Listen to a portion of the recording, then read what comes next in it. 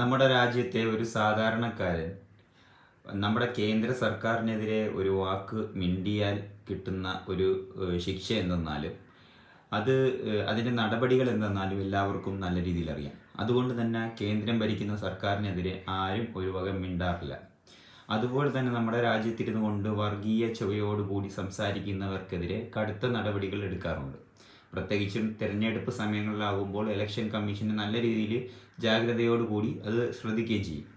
പക്ഷേ നമ്മുടെ ഇന്ത്യ ഭരിക്കുന്ന പ്രധാനമന്ത്രി നരേന്ദ്രമോദി, ഈ നരേന്ദ്രമോദി എന്ന് പറയുന്ന ഇവനെ അങ്ങനെ പറയാനാണ് എനിക്ക് താല്പര്യം. കാരണം ബഹുമാനമൊന്നും കൊടുക്കേണ്ടുള്ള ആവശ്യമില്ല. കാരണം രാജ്യത്ത് ഉടനീളം വർഗീയത പറഞ്ഞു പോകുന്ന ഏറ്റവും പ്രധാനിയായിട്ടുള്ള ഒരു വ്യക്തി നമ്മുടെ പ്രധാനമന്ത്രിയായിട്ടുള്ള നരേന്ദ്രമോദിയാണ്.